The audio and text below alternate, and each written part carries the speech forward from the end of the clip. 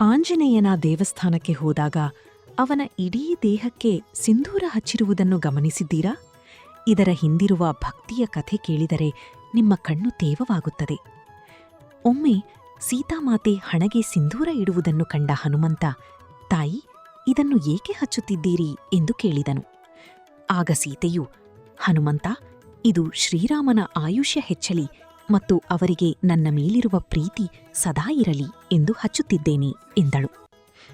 ಪ್ರಭು ರಾಮನ ಮೇಲಿನ ಅತೀವ ಪ್ರೀತಿಯಿಂದ ಹನುಮಂತನು, ಸ್ವಲ್ಪ ಸಿಂಧೂರಕ್ಕೆ ರಾಮನು ಅಷ್ಟು ಪ್ರೀತಿಸುವುದಾದರೆ ನನ್ನ ಇಡೀ ದೇಹಕ್ಕೆ ಹಚ್ಚಿಕೊಂಡರೆ ರಾಮ ಇನ್ನಷ್ಟು ಪ್ರೀತಿಸಬಹುದು ಎಂದು ಇಡೀ ಮೈಗೆ ಸಿಂಧೂರ ಬಳಿದುಕೊಂಡನು.